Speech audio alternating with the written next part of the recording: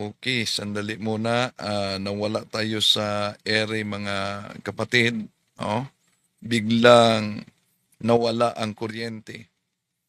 Pangalawang bisis na ito.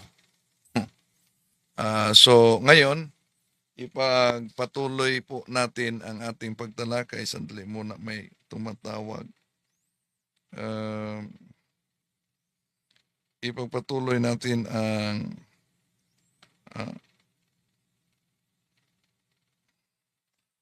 pagtalakay at pagsagot. Nawala tayo sa ere kanina. Baka mawala na naman tayo dahil malakas kasi ang uwan. Okay, balik natin, sasagutin natin ito punto por punto.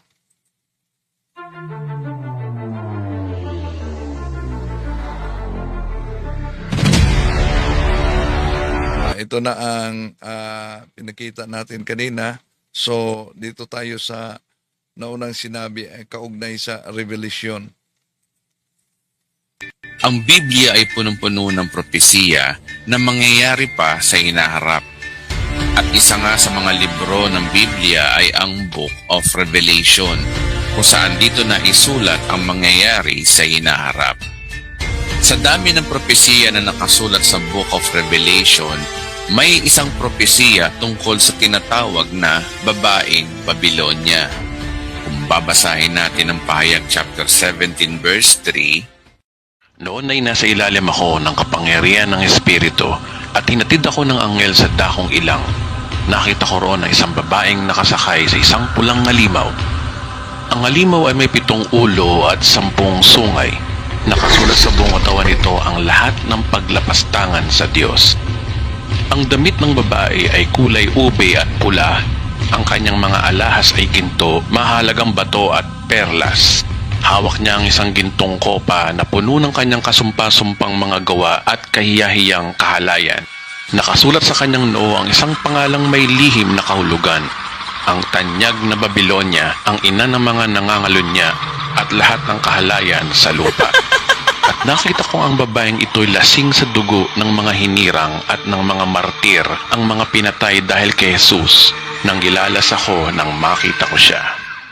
Kapag po ang Biblia mula sa Old Testament ay Ayan, ang interpretasyon nila kaugnay dito mga kapatid na Babylonia, yun daw babaeng pukpok sa Revelation chapter 17 verse 3 ay tumutukoy daw sa Roman Catholic Church.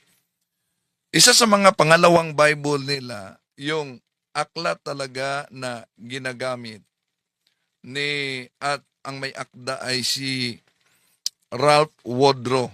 At ito din ang kinukot sa narrator. No? Ang pamagat, Babylon Mystery Religion. Pero, iwan ko kung alam ba nila na mismo ang may akda sa naturang aklat. Bestseller talaga ito noon. Pero, siya ay nag-retract. At ang kanyang retraction laban sa simbahang Katoliko sa aklat na ito ay naka-publish na sa kaniyang mamaya sisilipin natin mga kapatid. Pero ang tanong, because Bible must be interpreted according to the context in which it emerged, ang Romano Katoliko ba ang tinutukoy na babaeng pukpok sa Revelation 17:3? Kaya, tignan natin ito base sa konteksto mga kapatid sa Biblia. Una, tingnan muna natin ang nakasulat sa Pahayag, Kapitulo 17:1, ituloy sa 6. And then, ituloy natin sa Pahayag 12, 9:12. Ano po ba ang nakasulat? Kung mapansin ninyo, ito po ang nakasulat sa naturang Biblia. Pansinin ninyo mga kapatid, ito ang nakasulat. Sa 9, kailangan dito ang pag-unawa at karunungan. Ang 7 ulo ay ang 7 burol na kinauupuan ng babae. Ang mga ito rin ay 7 hari. Bumagsak na ang 5 sa kanila. Naghahari pa ang isa. At ang huli ay hindi pa dumarating. Pagdating niya, sandali lamang siyang maghahari. At ang halimaw nabuhay noong una, ngunit ngayon wala na, ay isa sa 7 hari na siyang magiging ikawalo. Siya ay patungo sa kapahamakan. Tuloy natin. Ito ang mabasa sa 12. Ang 10 sungay na nakita mo ay ang 10 hari. Hindi pa naghahari, ngunit binibigyan sila ng kapangyarihang maghahari kasama ng halimaw sa loob ng 1 oras. Kung ibalik natin mga kapatid, ang interpretasyon ng Seventh-day Adventist, itong halimaw, walang iba daw kundi ang Papa sa Roma. Pero alam nyo ba na nagkukontrahan dahil itong pahayag na ito, sinalungat naman ng isang mangangaral ng Seventh-day Adventist. Ito. As Seventh-day Adventists, we traditionally believe that when Revelation 13:18 says, "Count the number of the beast, for it is the number of a man, and his number is 666," that this man represents the Pope, and the number of his name is Vicarious Filii Dei, or Vicar of the Son of God. Well, in this 2-part series, you're going to see that this man is not the Pope, and his name is not Vicarious Filii Dei. Seventh-day Adventist yan. Sinabi na ang halimaw hindi daw ang Papa at ang pangalan niya hindi daw ang Vicarious Filii Dei. Ngayon, balikan natin itong narration sa Bride of Christ channel na kahawig talaga ang doktrina sa Seventh-day Adventist. Ito ang paliwanag niya sa babae. Taliwas naman sa nakasulat sa Biblia. Bakit? New Testament, nababanggit ang simbolo na babae. Ito ay grupo ng mga mananampalataya sa ating Diyos. Mga mananampalataya sa tunay na Diyos. So di niya napansin mga kapatid na ang babae daw na tinutukoy dito ay mananampalataya sa tunay na Diyos. Pagkatapos, sinabi niya na ang babaeng ito ay ang Roman Catholic Church. At ang Roman Catholic Church ay siyang tinutukoy na babaeng pukpok daw. So, nagkukontrahan na, di ba ba? Sabi, ang babaeng ito ay mananampalataya daw sa tunay na Diyos. Ibalik natin ha, nagkukontrahan talaga ang paliwanag nila. Sa madaling salita, kapag simbolong babae, ito ay isang religion o Basta babae, ito daw ay isang religion. Religion daw ang babae at ito ay sumasampalataya sa tunay na Diyos. grupo ng mga mananampalataya sa Diyos. Ngayon, maaaring itanong mo sa akin, kaibigan, saan sa Bible na kapag simbolong babae, ito ay metaphor ng grupo ng mga mananampalataya sa Diyos? Well, So, ganito sila mag-interpret. Kuha ng talata sa Bible, then pinagtagpi-tagpi batay sa kanilang interpretasyon. Pero out of context. Bakit? Dahil ang babae na tinatalakay at binabanggit ni San Juan sa Revelation chapter 17 verse 3 ay malinaw. Tinutukoy niya kung anong oring babae at ano yung babae na yan sa Revelation chapter 17 verse 18. Imposible naman kung inusinti sila nito. ito mga ilang halimbawa ng talata sa Biblia na ang metaphor na babae ay sumisimbolo sa mga mananampalataya sa Diyos. Una, sa Lumang Tipan, ang bansang Israel. Alam naman natin na sila ay mga mananampalataya sa tunay na Diyos.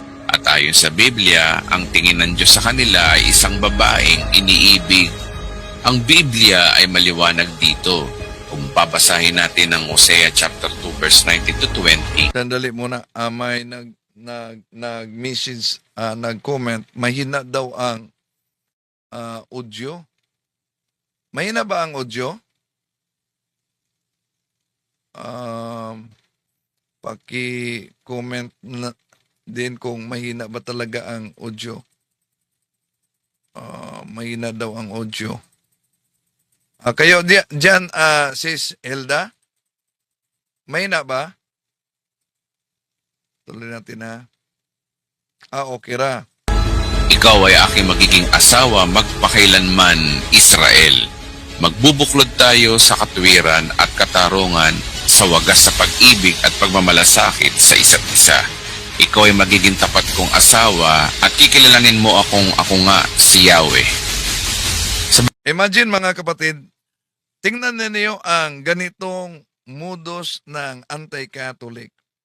Kukuha ng talata sa Revelation, kaugnay sa babae, pinagtagpi-tagpi sa Hosea chapter 2 verses 19 20 para iugnay na ang babaeng tinutukoy sa Revelation chapter 17 verse 3 ay religion. Okay.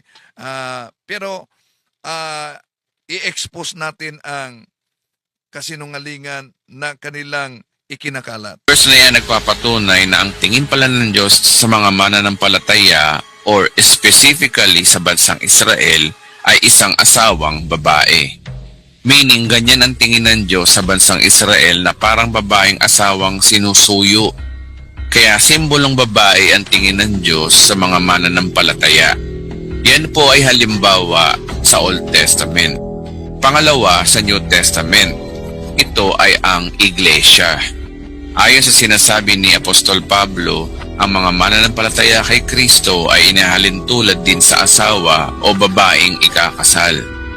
Kung babasahin natin sa mga taga-Efeso chapter 5 verse 22 to 25, mga babae, pasakop kayo sa sarili ninyong asawa tulad ng pagpapasakop ninyo sa Panginoon, sapagkat ang lalaki ay ang ulo ng kanyang asawa tulad ni Kristo na siyang ulo ng iglesia, na kanyang katawan at siyang tagapagligtas nito.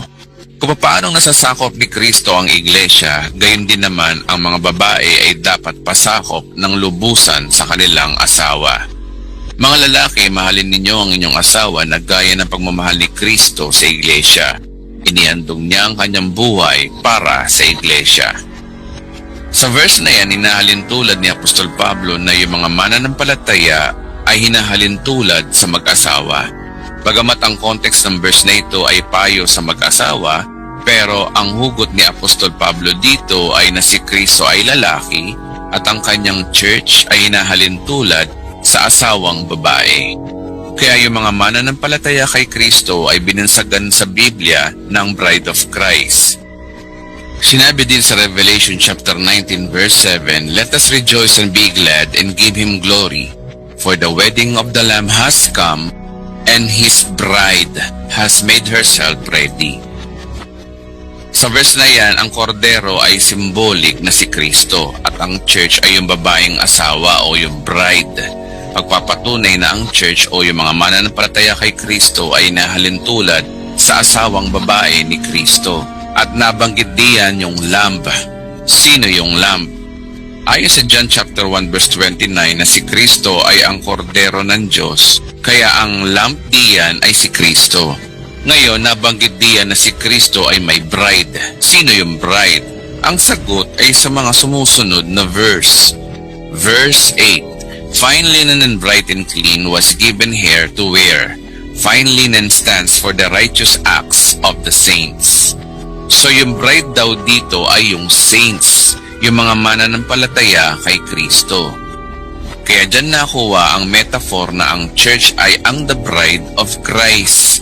Ngayon, kung ang tingin ng Diyos ay babae sa mga believers sa Israel sa lumang tipan, at babae din ang tingin ng Diyos sa mga Kristiyano sa bagong tipan, ang tanong, anong klaseng mananampalataya ang babaeng binabanggit naman dito sa Book of Revelation? Yan.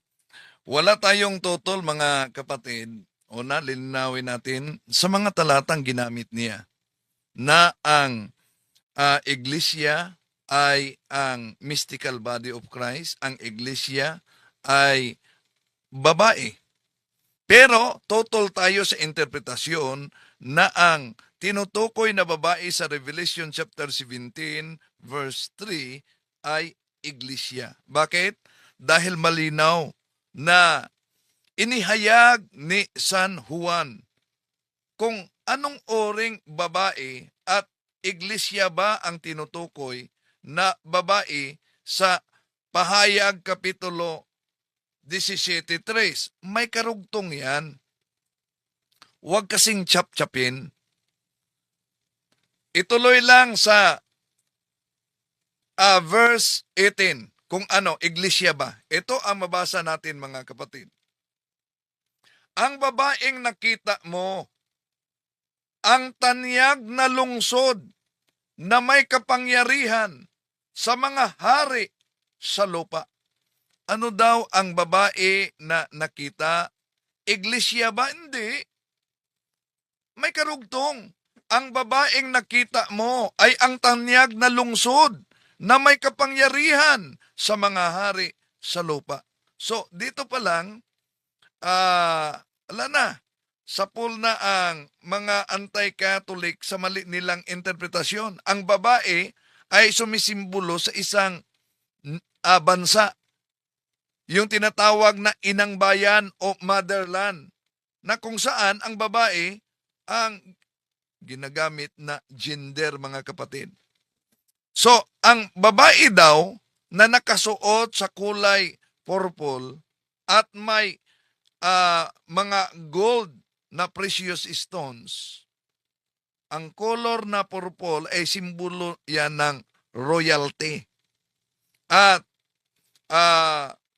kung tingnan natin, Bible must be interpreted according to the context in which it emerged.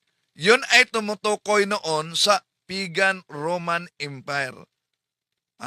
Dahil ang 7 heads and 10 horns na binanggit sa Revelation, in the ancient Rome, meron silang 7 capital hells. Yun ang Aventine, Lines, yung Capitolines, yung Esquilines, yung Patalines, at yung Quirinal, no? At ang Viminal na bundok.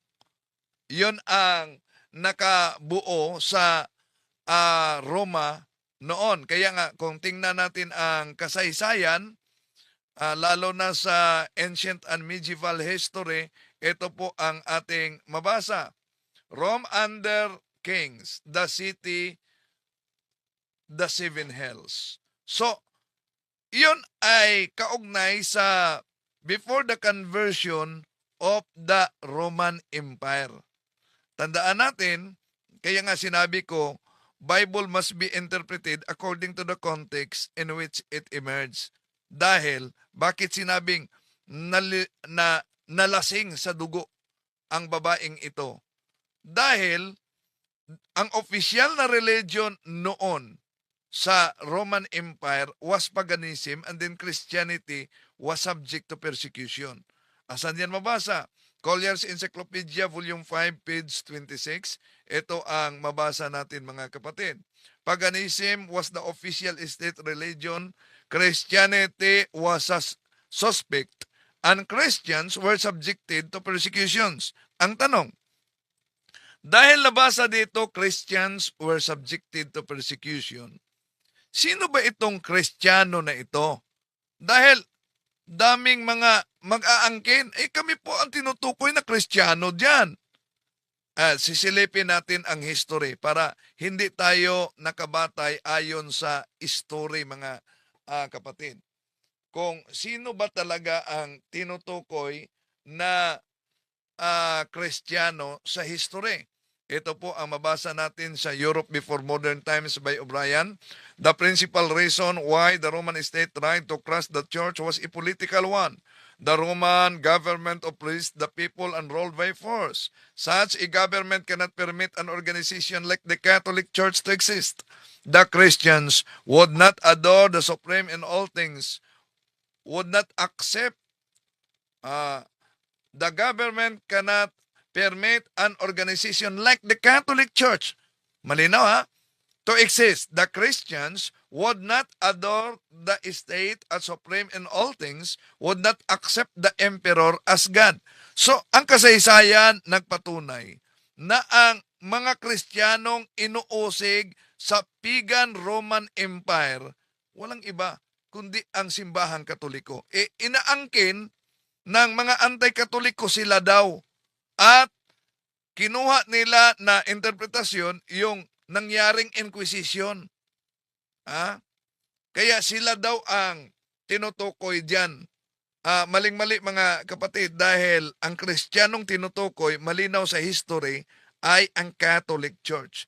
Kaya nga, kung tingnan natin ang kasaysayan, sa mga taon na ginawa ang mahigpit na persecution, o tingnan ninyo ang kasaysayan, mga Katolikong mga santo ang nagiging martir dito sa panahon ni Emperador Cesar Nero sa taong 64-68, si San Pedro at San Pablo sa panahon ni Domitian sa taong 95-96.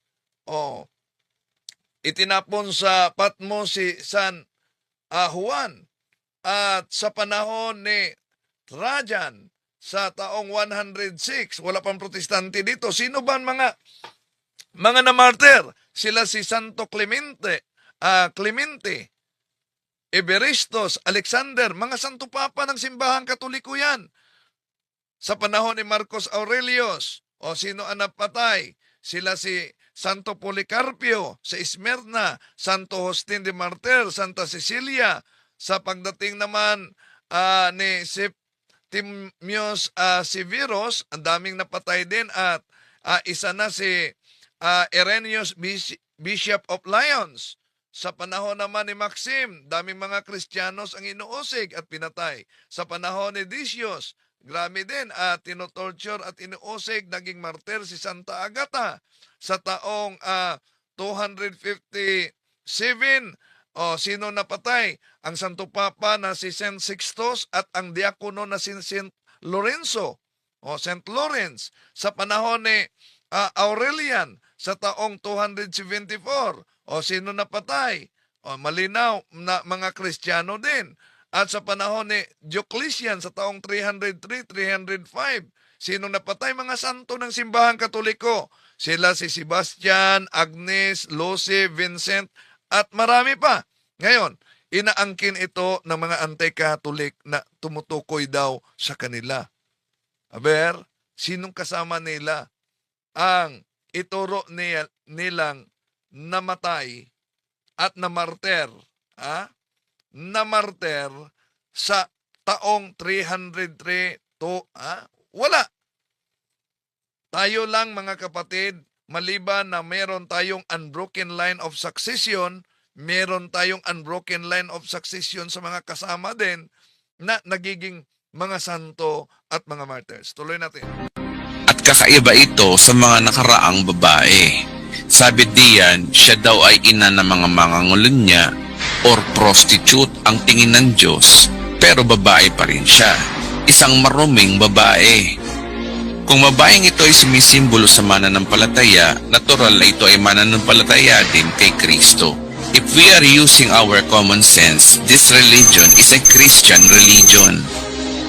Remember, ang panahon... So, sabi niya, nabasa naman natin na tumutukoy yan sa lungsod, no? Pero ang interpretasyon ay Christian religion daw.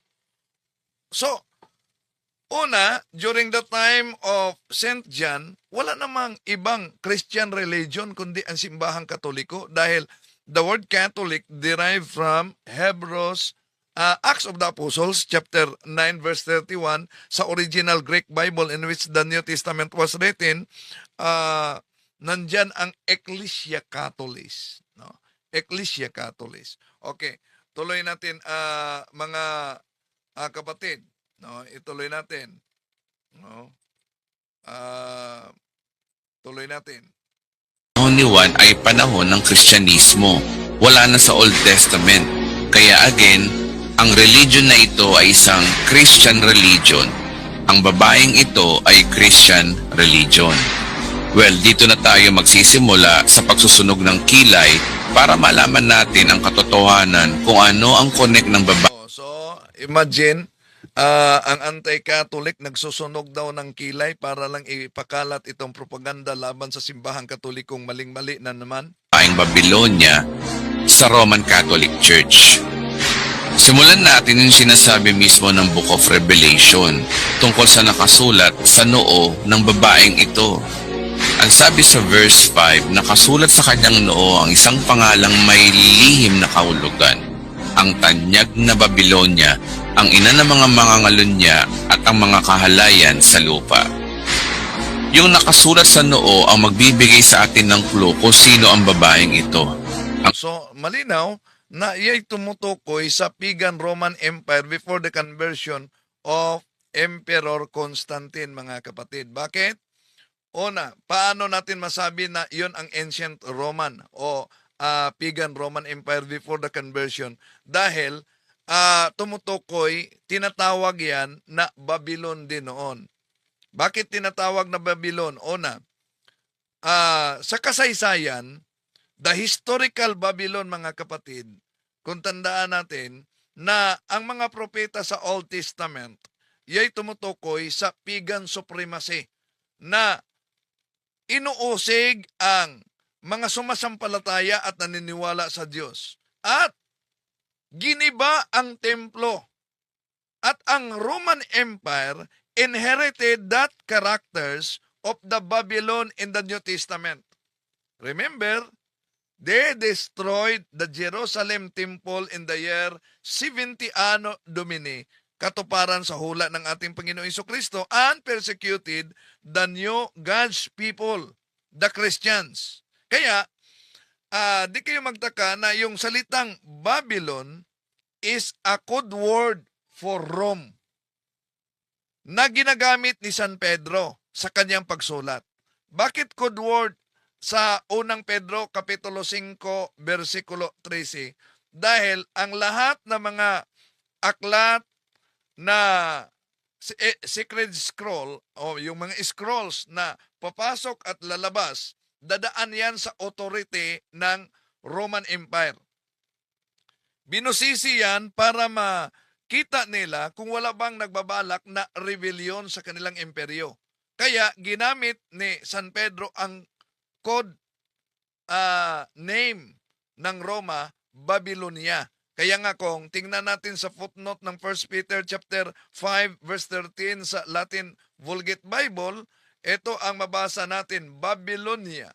Ito ang Roma ng mga Caesar. So, could name talaga ang Babylonia sa Roman Empire before the conversion of Emperor Constantine. No? Ang babae diyan, hindi ang Christian religion. Walang binanggit sa kasaysayan na Christian religion ang babaeng tinutukoy. Kundi malinaw ang nakasulat, mga kapatid, ulitin natin, ano ang tinutukoy na babae sa Revelation chapter 17 verse 18? Ito ang mabasa natin. Ang babaeng nakita mo ay ang tanyag na lungsod na may kapangyarihan sa mga hari sa lupa. So, lungsod na may kapangyarihan na sa mga hari sa lupa. Kung tingnan natin sa English, sa King James Version, imposible naman inosente sila nito. Ito ang mabasa natin. And the woman which thou sawest is the great city, which reigneth over the kings of the earth. So, syudad talaga, hindi iglesia. So dito pa lang, supalpal na ang interpretasyon ng mga anti-Catholic, mga kapatid. Kung tingnan natin ang mabasa sa Revelation chapter 17 verse 18, ito ang mabasa natin sa paraphrase kung ano ba ang tinutukoy na babae, mga kapatid. Ito, mabasa natin. Pansinin ninyo. woman. It is certainly Rome that then reigned. It is certain that pagan imperial Rome was at that time the base on which the war sat. O see, ang babaeng patutot na nakaupo ay nakaupo sa paganong Roma. So hindi yung Kristiyanong Roma dahil even during the time of St. Paul, dalawang uri ng mga tao na nasa Roma. Anong uri? Merong tinatawag na pagan people at merong mga tinatawag na Christian. Pero maliit pa lamang sa early pre-Constantinian period. Yun ang mabasa natin sa kasaysayan ayon sa New Encyclopedia Britannica Volume 10, page 164. Roman Catholicism, a Christian church characterized by its uniform, highly developed doctrinal and organizational structure that traces its history to the apostles of Jesus Christ in the first century. Anno Domini, the history of the Roman Church in the early pre-Constantinian period is essentially that of a small sect composed of recruits attracted from the lower classes of the empire. So maliit pa lamang. So may mga Kristiyano at may mga pagano. Mas malaki ang mga pagano noon dahil ang state official religion nila noon ay ang Roman Empire. Paganism was their state official religion, and then Christianity was suspected and subjected to persecution, mga kapatid. No? Tuloy natin. So, sablay ang interpretasyon nila na tumutukoy yan sa iglesia. Ang sabi diyan ang tanyag na Babylonia. Noong sinulat ni Apostol Juan ang Book of Revelation, ang Babylonia bilang syudad ay wasak na at isang ruins na lang ito ayon sa sinasabi ng mga propeta sa lumang tipan. Sa panahon natin ngayon, wala na pong Babylonia, ngayon 21st century. Kaya imposibleng literal na Babylonia ang binabanggit ni Apostol Juan, kundi isang metaphor or figure of speech lamang. Na ang Babyloniang binabanggit dito ay makikita sa impluwensya nito sa ating kapanahunan. Kaya ang tinutukoy ni Apostol Juan dito ay hindi yung literal na Babylonia, kundi yung sistema o yung impluwensya nito sa pamamagitan ng political religion na mag-e-exist pa sa hinaharap. So ang big Yung political religion daw umano na mag-i-exist sa hinaharap, yon ang kanilang interpretasyon. Pero ulitin natin, Bible must be interpreted according to the context in which it emerged. Now, ngayon, sa panahon ba na naisulat ang pahayag ni San Juan, wala bang Roman Empire na pagano noon na grabe ang pag-uusig at pagpatay sa mga Kristiyano? Meron na. Oh. Meron na. Yun ang Roman Empire. Ngunit ang dugo ng mga martyrs ay nagiging binhi sa ating pananampalataya. Ang problema, ang interpretasyon dito ng mga Seventh-day Adventists at lalo na sa nag-narrate nito ay ang Babylonia, tinutukoy niya na yun ang Roman Catholic Church. So, bago ninyo gigibain at wawasakin ang simbahang Katoliko sa mga propaganda, dapat ilatag ninyo kung ang Katoliko ay hindi tunay, therefore, ito'y tatag lamang ng tao. Kung ito'y tatag lamang ng tao, sinong tao ang nagtatag nito kung hindi ang ating Panginoon Jesucristo? Tuloy natin.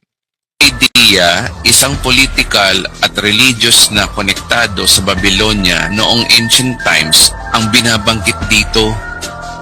Ngayon ang tanong, anong Babylonia ang binabanggit ni Apostol Juan na may malaking impluwensya sa panahon natin ngayon? Meron akong librong binabasa noong araw na pinamagatang Babylon Mystery Religion, Ancient.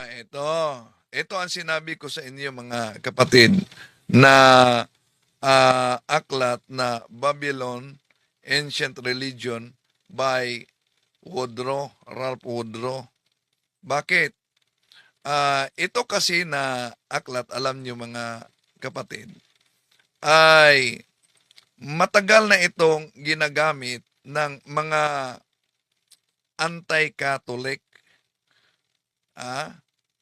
para bang pangalawang Bible nila ito. Pero alam nyo ba na kung sisilipin natin ang kasaysayan, nasa online yan, Babylon Mystery. Pakita ko sa inyo, Babylon Mystery. Pansinin ninyo. Sinabi dito, ito si Ralph Woodrow, no? Evangelistic Association. Ito'y aklat niya. At tinitira talaga ang simbahang Katoliko dito. At sabi dito, now out of print, and the second book is available entitled Babylon Connection. May correction na siya, mga kapatid. At sinabi dito na, sinabi dito sa kanilang, kung tingnan ninyo, na nag-recount na dito, no? Ito, in which Woodrow recounts and refutes his views previously presented in the Babylon Mystery Religion on online statement from the author can be found at the website. Ngayon, tingnan natin ang website. Ito ang website, mga kapatid. Imposible naman kung ang narrator na ito di nag-research. Bakit? Kung tingnan ninyo, palakihin natin ang nakasulat. Dito, mabasa niyo yung ginamit niya na aklat na Babylon Mystery Religion. Malinaw talaga, mga kapatid, na kinorek niya yung atake noon. At inaakusahan pa siya na naging bayaran sa simbahang Katoliko ng inuurong niya ang pahayag. Ito ang message from Ralph Woodrow regarding the book Babylon Mystery Religion. So, dito, makita ninyo, ito ang mga pahayag niya na talagang kinurek niya na nagkamali siya sa presentasyon niya na ang simbahang Katoliko ay Babylonia. Pwede niyong tingnan sa online. Nasa online yan, mga kapatid. No? Nasa online.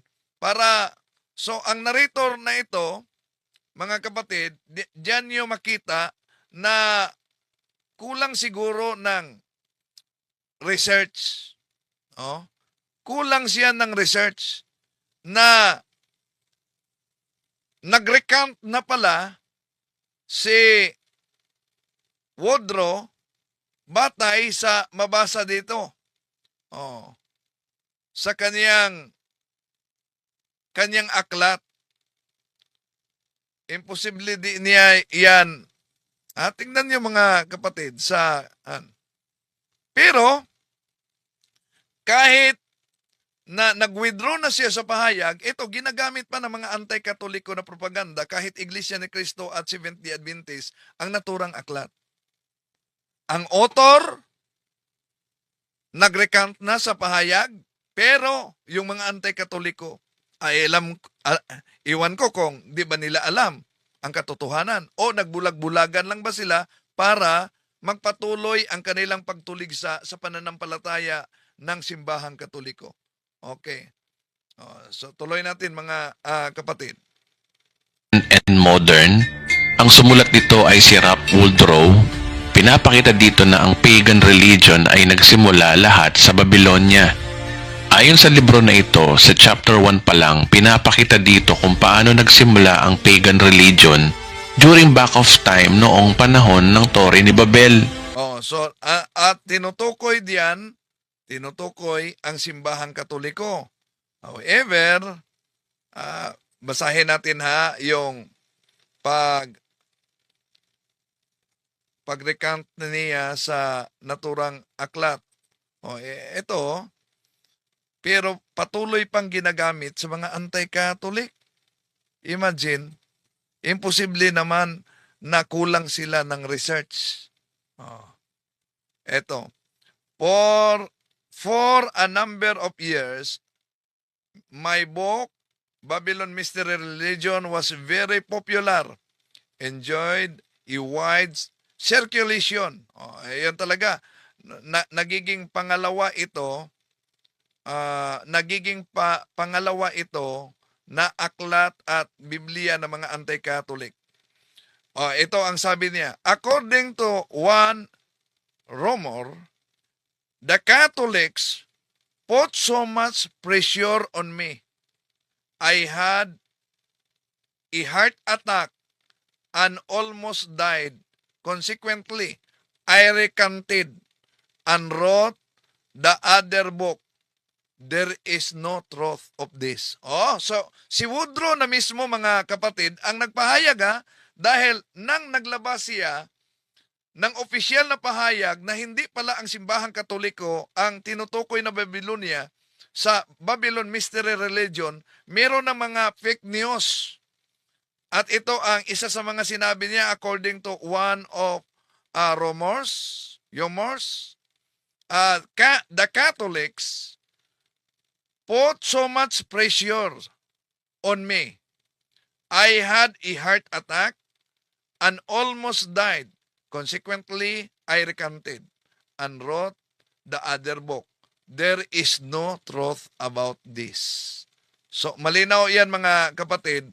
Pero, sabi, kailan daw umano ang Katoliko nagiging pagano? Nung si Emperador Constantino ay nakipag-join sa simbahang Katoliko. Hinalo umano ni Emperador Constantino ang pagano at ang Kristyanismo. Mali po yan. Yan ang hirap, mga kapatid, kung ang paniniwalaan natin ay hindi yung history. Maniniwala lang tayo sa tinatawag na history. Bakit? May mga nagsabi din, lalo na sa Seventh-day Adventist, na ang founder daw ng simbahang Katoliko ay si Constantino. Imagine si Constantino, na-convert siya sa simbahang Katoliko. Meron bang na-convert pagkatapos siya ang nagiging tagapagtatag? Sa The World's History by Lonnie Goldman, page 159, ito ang mabasa natin. In 312 Anno Domini, the work of Christian missionaries was made Asia when the Roman Emperor joined the church, Constantine. He adopted Christianity and made Christianity the official religion of the Roman Empire. Gradually, temples of the old gods were closed and their lands given to the Christian churches. See? Ayon sa kasaysayan, si Constantino na-convert sa simbahang Katoliko. Pero sa interpretasyon ng ibang mga sikta, si Constantino ay nagtatag sa simbahang Katoliko. Ang conversion ni Constantino ayon sa mga history, hindi ayon sa history, ito napakalumang history, mga kapatid, ay ang tinatawag na Modern World by Beaton and Kaufman sa page 37. Ito po ang mabasa natin. Kung pansinin ninyo, the victory of Christianity. Constantine the Great, the successor of Diocletian, was the instrument employed by the divine providence at last to give peace to the church. See? Ano daw ang nangyari sa conversion ni Emperor Constantine? Tinatawag yang victory of Christianity. Ang good news na ang Katoliko ay na-convert niya ang mga pagano. Hindi ang Katoliko'y naging pagano. Baliktad. Mahilig talaga sila magpakalat ng fake news. Balikan natin ang nakasulat. Dapat history ang batayan, hindi yung history. Sa page 38 sa naturang aklat, mga kapatid, ito ang ating mabasa. In the year 313, Constantine published his famous Edict of Milan. By it, he granted full religious liberty, made eligible for the state offices, and restored all the confiscated church properties. The church obtained the power to hold property in its own name. The great privileges entitled the bishop and priest to carry out their sacred duties more efficiently. For the time being, paganism was not prohibited, but it ceased to be the only religion recognized by the public. Yun ang mabasa sa kasaysayan, pero ang resulta sa mga interpretasyon ng ilang mga anti-Catholic mga kapatid, si Constantino, hinalo niya ang paganismo at ang Kristyanismo. Mali, napakalinaw na gradually the temples of the old gods were closed and their lands were given to the Christian churches. Ibig sabihin, ang conversion ni Constantine, yun po mga mahal na kapatid, ang victory ng simbahan laban sa paganong imperyo na noon ay umuusig, pinapatay, ngunit ang dugo ng mga martyrs nagiging binhi sa pananampalataya. To make his message known is our responsibility. So here we are to pledge our lives to the Lord.